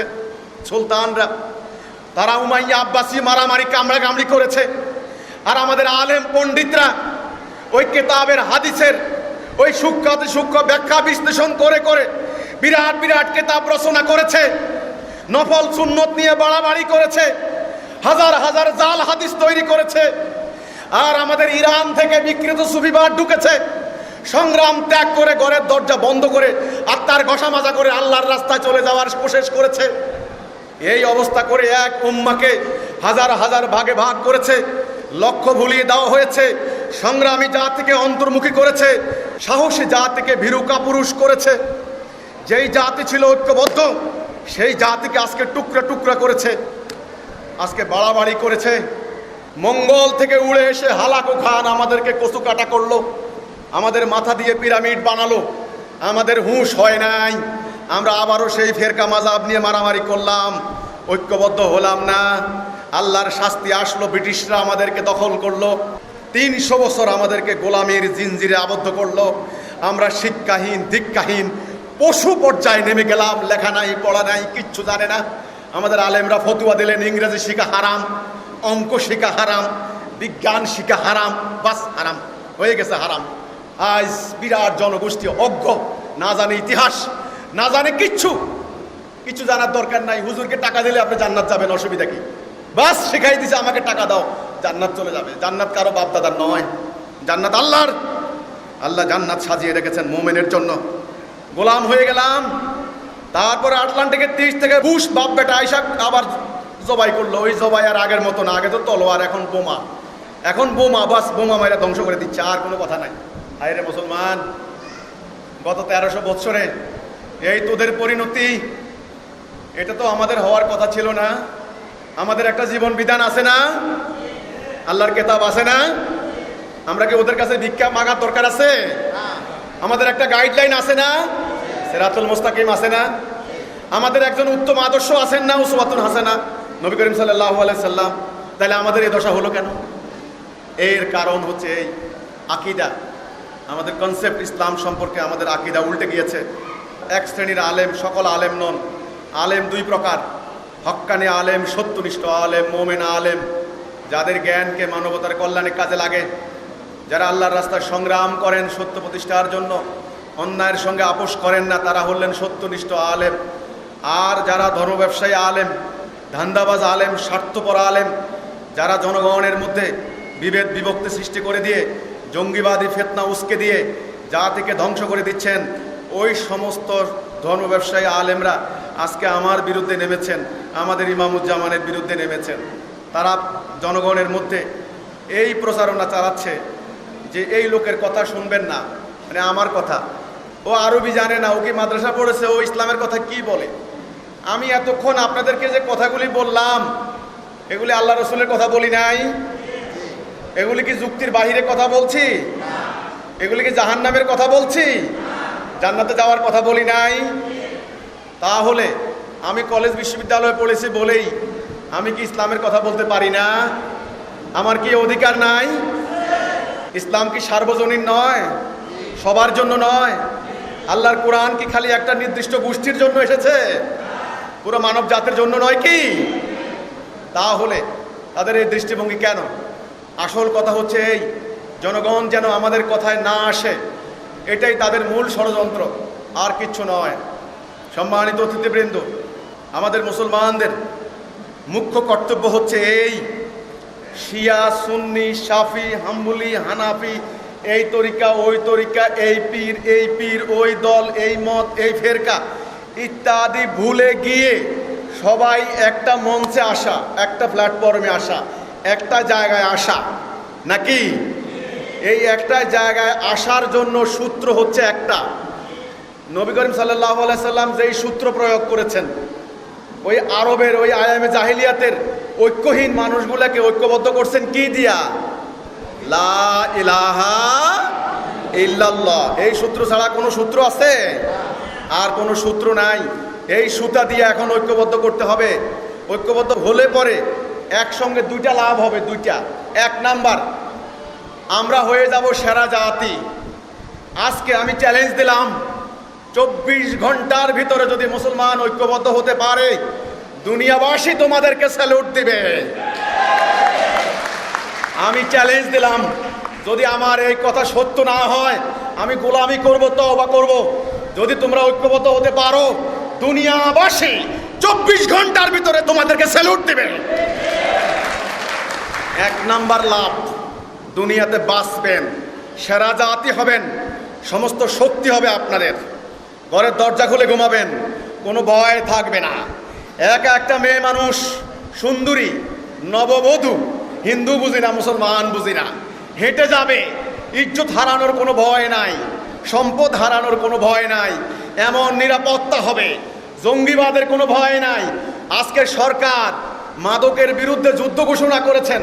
আমি দেখছি টেলিভিশনে বলা হচ্ছে চলো যাই, যুদ্ধে যাই, মাদক নির্মূল করি, পোস্টার, র্যাব পোস্টার দিছে যুদ্ধে যাই। মাদকের বিরুদ্ধে যুদ্ধ ঘোষণা করেছেন। হ্যাঁ, শক্তি ছাড়া উপায় নাই, শক্তির সঙ্গে আদর্শ লাগবে। ওই আরবের আইএমএ জাহিলিয়াতের সমাজ এইভাবে মাদকে আক্রান্ত ছিল না, ঘরে ঘরে মাদক আসক্ত ছিল না। আমার রসুল এসে যখন পাল্টাই দিলেন তাওহীদ দিয়ে, ঘরে ঘরে ওই মদের মটকা এনে রাস্তায় ঢেলে দিল, খাচ্ছে, গলা টিপে বের করে ফেললো আল্লাহ রসুলের একটা আদেশে। কাজেই আগেরটা আগে করেন, আগে জাতিকে আল্লাহর হুকুমের উপরে ঐক্যবদ্ধ করেন, তবে ওই মাদকাসক্তি থাকবে না, ওই জঙ্গিবাদ থাকবে না, ওই ধর্মের নামে ব্যবসা থাকবে না, ওই সাম্রাজ্যবাদীরা।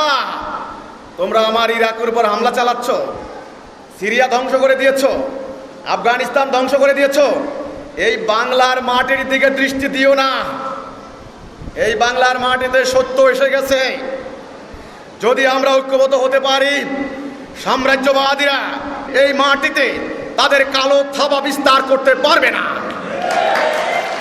এটাই নবীজি বলেছিলেন, মান কালা লা ইলাহা ইল্লাল্লাহ ফাদাখালাল জান্নাহ, এই যে জান্নাত চলে যাবেন। আবার নবী বলেছিলেন, ইয়া আইয়ুহান নাস কুল লা ইলাহা ইল্লাল্লাহ তুফলিহুন, হে মানব জাতি তোমরা বলো লা ইলাহা ইল্লাল্লাহ, তবে তোমরা সফল কাম হবে, সাকসেসফুল হবে, ফালাহ হবে, সফল কাম হবে দুনিয়াতে এবং আখিরাতে। নাকি দুনিয়ার শাসক কি তাগুত হবে না মোমেনরা হবে? আল্লাহর কোরআনের কথা, আমার কথা নয়। ওয়াদাল্লাহুল্লাযিনা আমানু মিনকুম ওয়া আমিলুস সালিহাতি লা ইয়াস্তাকলিফান্নাহুম ফিল আরদ। ফিল আরদ, পরকাল না, পরকাল না। অনেকে সূত্র বাইর করে দিছে মানুষের ভিতরে, বলে ভাই দুনিয়ার দিকে তাকাইও না, এই দুনিয়াতে কোনো রকম পার করে যাও। আর দুনিয়া সিজনুল মুমিনিন ও জান্নাতুল কাফিরিন, দুনিয়া তো মুমিনের কয়েদখানা, আমরা কষ্ট করব, এটা নবী বলে গেছেন। কাজেই আমরা পরকালে জান্নাতে চলে যাব, এই দুনিয়ার দিকে তাকাইও না। কিন্তু কোরআনে আল্লাহ বলছেন, আমি ওয়াদা দিয়েছি তোমাদের যারা মুমিন হবে, ঈমান আনবে, আমলে সালে করবে, আমি তাদেরকে পৃথিবীতে খেলাফত দিব, পাওয়ার দেব, পাওয়ার। তাহলে মুমিন হবে পৃথিবীর কি সেরা জাতি, মুমিন হবে পৃথিবীর কর্তৃত্বশীল, মুমিন শান্তিতে থাকবে, মানব জাতিকেও শান্তি দেবে। এই জন্য আমাদের নবীগঞ্জ সাল্লাল্লাহু আলাইহি ওয়াসাল্লামের টাইটেল হচ্ছে রাহমাতাল লিল আলামিন। নিজেরা রহমত বরকতে থাকবে, অন্যকে রহমত উপহার দেবে। কি দিয়ে? আল্লাহর হুকুম দিয়ে। নাকি আমাদের কথা এটা, হিজবুত তাওহীদ, আমরা এই দিকে মানুষকে ডাকছি, আমরা আগে মোমেন হই, ঈমান আনি, তারপরে আমলের ব্যাস কম। গুনাহ করবেন না এমন কোনো মানুষ দুনিয়াতে নাই। বাবা আদম আলাইহিস সালাম তিনি গুনাহ করেছেন, রাব্বানা যালামনা আনফুসানা ওয়া ইল্লাম তাগফির লানা ওয়া তারহামনা লানাকুনান্না মিনাল খাসিরিন। কার তওবা? বাবা আদমের তওবা। আল্লাহ গফুরুর রহিম, আল্লাহ আফওয়ান গফুর, তিনি ক্ষমা করবেন। বান্দা গুনাহ করবে, তবে এই গুনাহ ক্ষমা করবেন কার? মুমিনের।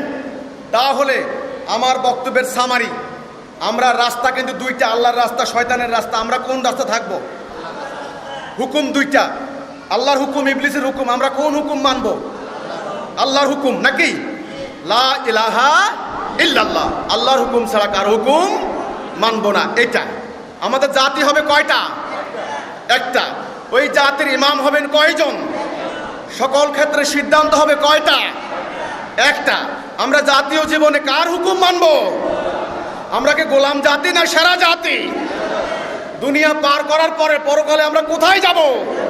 জান্নাতে, আমাদের আসল বাড়িতে। হে মানুষ, তোমাদের বাড়ির ঠিকানা ভুলিয়ে দিয়েছে ইবলিস, তোমাদের রাস্তা ভুলিয়ে দিয়েছে। তোমরা সবাই মিলে এখন দালালাতে উঠেছো। তোমরা দাজ্জালের হুকুম মেনে চলছো, মানুষের তৈরি বিধান মেনে চলছো। আজকে তোমাদের ভাই ভাই মারামারি, দুর্বলের উপর সবলের অত্যাচার, দরিদ্রের উপর ধনীর বঞ্চনা। 16,000 অ্যাটম বোম তৈরি করেছো, মাত্র 62 জন লোকের হাতে দুনিয়ার সকল সম্পত্তি বন্দী। আজকে তোমরা একে অপরকে বিনাশ করে দিচ্ছ। হে মানুষ, তোমাদের মসজিদ, তোমাদের মন্দির, তোমাদের গির্জা, তোমাদের প্যাগোডা, তোমাদের সিনাগগ, তোমাদের বাইবেল, তোমাদের কোরআন পাঠ, তোমাদের ত্রিপিটক পাঠ, কোনো কিছুই তোমাদেরকে জান্নাতের স্বর্গে হেভেনে নিতে পারবে না, পারবে না। মানব জাতিকে আবার একটা মহাজাতিতে পরিণত করার জন্যই আখিরি নবীর আবির্ভাব হয়েছিল। মানব জাতিকে ব্যক্তি, পরিবার, সমাজ, রাষ্ট্র সকল ক্ষেত্রে পরিচালিত করার জন্য দ্বীনুল হক দিয়ে আল্লাহর কিতাব দিয়েছিলেন। আজ সেই জাতি নিজেরা গোলাম, নিজেরা সাম্রাজ্যবাদের হুকুম মানে, নিজেরা মারামারি করে। তোমরা মুমিন নাও, তোমরা মুসলিম নাও, তোমরা উম্মতে মুহাম্মদী নাও।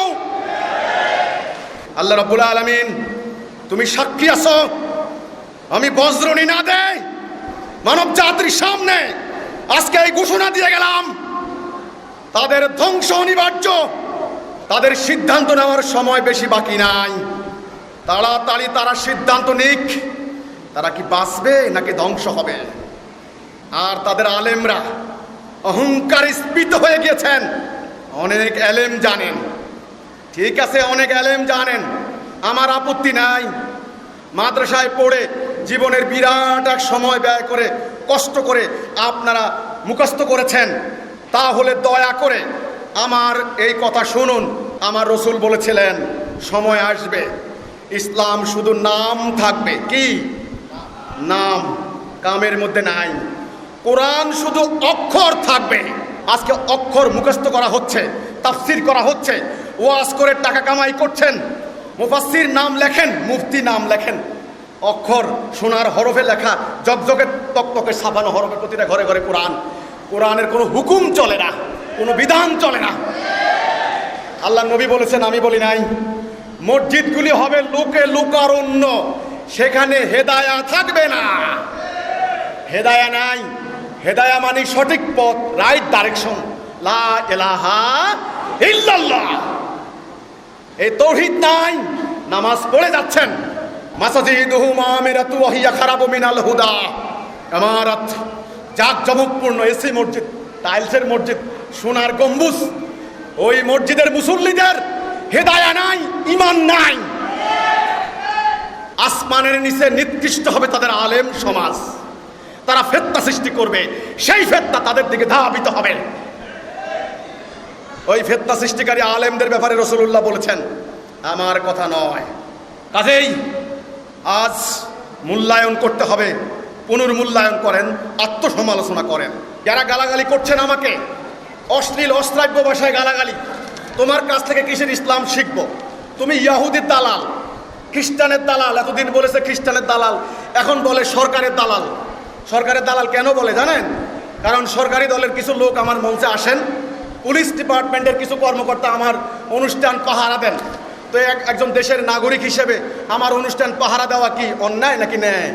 তোমরা আমাকে হামলার হুমকি দাও, পুলিশ কি করবে তখন? এইবার আমি হয়ে গেলাম সরকারের দালাল। প্রশ্ন করেছেন, ইয়াহুদির দালাল, বিশ্বভণ্ড আমি। নোমান সাকিব নামে একজন আইডি। সবাই এই নাস্তিকের থেকে দূরে থাকবেন।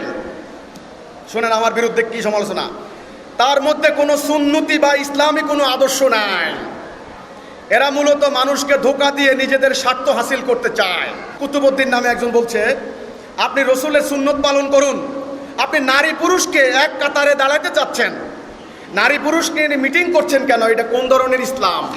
একটা আইডি থেকে মহিলা পুরুষ একসাথে, এটা আবার কেমন ইসলাম? আরও আছে এইভাবে। জাবির বিন আহমেদ একজন প্রশ্ন করছেন, আপনি হিজবুত তৌহিদের একজন প্রধান ইমাম, আপনি খুব ভালো, ঠিক আছে, মানুষকে ইসলাম সম্বন্ধে ধারণা দিচ্ছেন। ইনি আবার একটু পজিটিভ, নামাজ শিক্ষা দিচ্ছেন, আলহামদুলিল্লাহ। শুধু নামাজ শিক্ষা দিচ্ছেন না, তাওহীদ শিক্ষা দিচ্ছি।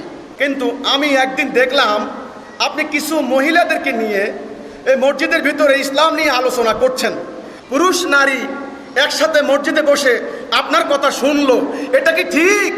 হাজার হাজার প্রশ্নের মধ্যে আমি দু তিনটা আপনাদেরকে পড়ে শোনালাম। তাদের কাছে এখন ইসলামটা একটা অন্যরকম ডিজাইন হয়ে দাঁড়িয়েছে। ইসলাম হলো পুরুষ মানুষ দাড়ি রাখবে, জুব্বা পরবে, পাগড়ি পরবে, ডান কাতে শুবে, মিঠাই খাবে, মেসওয়াক করবে, তারপরে টাকনু রাখবে, এটা ইসলাম, এটা মুসলমান, বাস। আর কোনো কিছু দরকার নাই। আর 5 ওয়াক্ত নামাজ পড়বে, বাস, ইসলাম হয়ে গেছে। আর মেয়েদের ইসলামটা কি?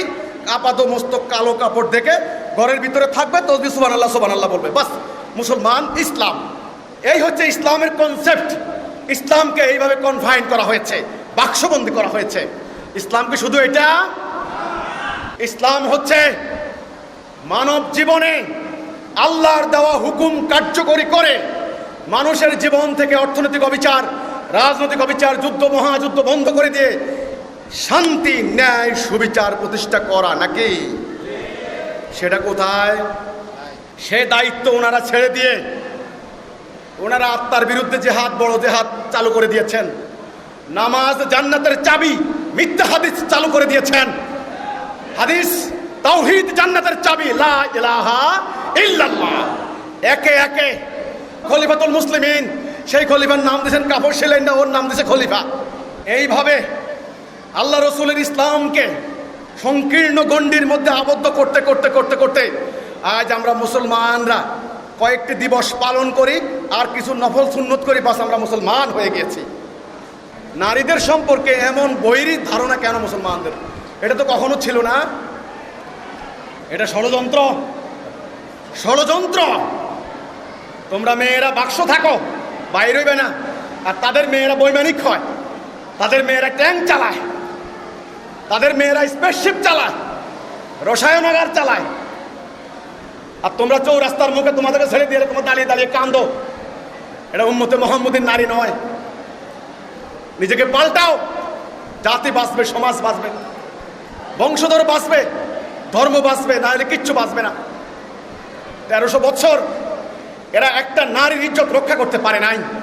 আর আমার রসুলের একটা নারীকে কাফের মুশরিকরা বেইজ্জত করতে পারে নাই, ইতিহাস কেউ দেখাইতে পারবে না। আর নারীদের সম্পর্কে এই আকীদা কেন আসলো, কোত্থেকে আসলো? আমি আল্লাহ রসুলের ইসলামের পরিপন্থী কাজ করছি নাকি আল্লাহ রসুলের ইসলাম মোতাবেক কাজ করছি, সেটা জানার জন্য কোথায় যাব?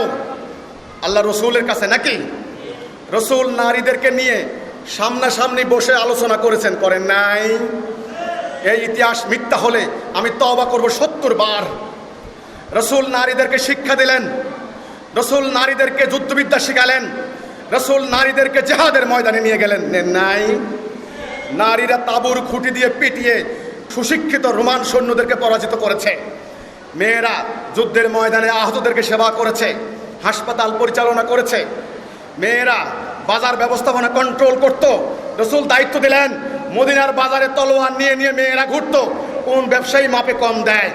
মেয়েরা পাঞ্জেগানা নামাজে, জুমার নামাজে, মসজিদে মেয়েরা, মসজিদে নববীতে, হজের ময়দানে নারীরা, ঈদের ময়দানে নারীরা, হাসপাতাল নির্মাণে নারীরা, যুদ্ধাহতদেরকে সেবা করে নারীরা, নিহতদেরকে দাফন করেছেন নারীরা, রসুলকে হেফাজত করেছেন উহুদের ময়দানে নারী।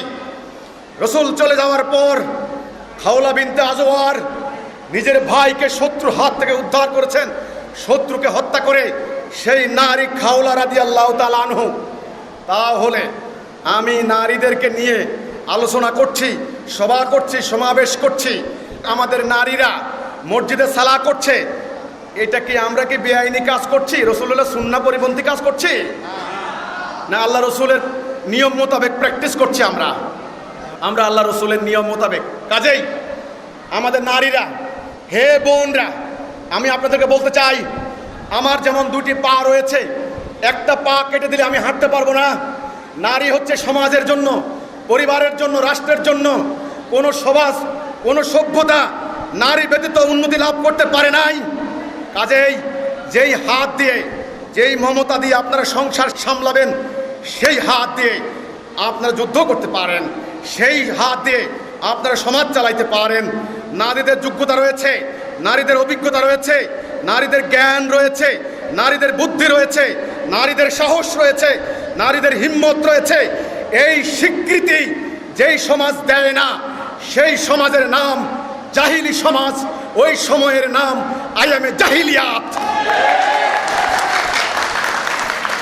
আমার রসুল এসে আল্লাহর হুকুম মোতাবেক আরবের আইয়ামে জাহিলিয়াতের অন্ধকার পর্দাকে কেটে ছিন্ন ভিন্ন করে দিয়ে নারীদেরকে তিনি প্রমাণ দিলেন, যেই নারীকে তোমরা জীবন্ত কবর দিতে, যেই নারীকে উলঙ্গ হয়ে হজ করতে বাধ্য করতে, আমি প্রমাণ দিলাম নারীরও যোগ্যতা রয়েছে, নারীরও সাহস রয়েছে, নারীরও হিম্মত রয়েছে। জিহাদের ময়দানে বহু পুরুষ সাহাবী শত্রুর আক্রমণে টিকতে পারে নাই, নারীরা দাঁড়িয়েছে, বলছে আমরা পালাবো না। এই পুরুষরা যদি পালাও, আমাদের ঘরে তোমাদের জায়গা নাই। সেই নারীদেরকে আপনারা বাক্সবন্দি করতে পারেন, আমি করতে পারি না। আমি দাঁড়িয়েছি অন্যায়ের বিরুদ্ধে ময়দানে, বাক্সকে ভেঙে এনে জিহাদের ময়দানে নিয়ে যাওয়ার জন্য। আমি যদি নারী পুরুষ ঐক্যবদ্ধ করতে পারি, আমি জানি সাম্রাজ্যবাদীরা আমার জাতির দিকে তাকাতে 50 বার চিন্তা করবে। রাসূল বলেছেন বাড়াবাড়ি করবে না, বাড়াবাড়ি করে অতীতের উম্মাহ ধ্বংস হয়ে গিয়েছে। আমরা গত 1300 বছরে খাবার নিয়ে বাড়াবাড়ি করেছি, পোশাক নিয়ে বাড়াবাড়ি করেছি, ঐক্য নষ্ট করেছি। এই দল ওই দল, এই তরিকা ওই তরিকা, বলছে বাড়াবাড়ি করলে জাতি নষ্ট হয়ে যায়। আমরা ধ্বংস হয়ে গিয়েছি, সিরাতুল মুস্তাকিম থেকে নেমে গিয়েছি। কাজেই বাড়াবাড়ি করবেন না, সিরাতুল মুস্তাকিমে আসেন, তাওহীদে আসেন, লা ইলাহা ইল্লাল্লাহ মুহাম্মাদুর রাসূলুল্লাহ। এই কথা আমরা হব ভাই ভাই। মোমেনরা কি ভাই? আল্লাহ রসুল বলছেন মোমেন তো একটা দেহ, এক অঙ্গে আঘাত লাগলে আরেক অঙ্গ ব্যথা অনুভব করে। ভাই আছি, আমার ভাইকে হত্যা করে বোম মেরে উড়ে দেয়, আমার কোনো খবর নাই। কাজেই আসুন আমরা এখন থেকে আল্লাহর তাওহীদের উপর ঐক্যবদ্ধ হব। আগে আনবো ঈমান। আগে কি? ঈমান, লা ইলাহা ইল্লাল্লাহ, আল্লাহর হুকুম ছাড়া কার হুকুম মানব না, এটা 1 নাম্বার। আমাদের জাতি হবে কয়টা? ইমাম হবেন কয়জন? সিদ্ধান্ত হবে কয়টা? কোনো তর্ক বাহাস চলবে না নাকি? আমাদের জীবনের উদ্দেশ্য কি হবে? এই পৃথিবীতে আল্লাহর সত্য দিন প্রতিষ্ঠার মধ্য দিয়ে ন্যায় সুবিচার শান্তি প্রতিষ্ঠা করা নাকি? আমাদের পরকালের গন্তব্য কোথায়? জান্নাতে। আমাদের প্রভুকে আল্লাহ। হিজবুত তাওহীদ মানব জাতিকে সেই দিকেই ডাকছে। আমাদের আর অন্য কোনো উদ্দেশ্য নাই, অন্য কোনো লক্ষ্য নাই, আমাদের কোনো অর্থনৈতিক স্বার্থ নাই, কোনো রাজনৈতিক অভিপ্রায়ও নাই। যদি বিশ্বাস না করেন আমাদের সঙ্গে থাকেন, আমরা যা খাই খাবেন, দেখবেন আমাদের টাকা পয়সা কোত্থেকে আসে। আসসালামু আলাইকুম ওয়া রাহমাতুল্লাহি ওয়া বারাকাতুহু।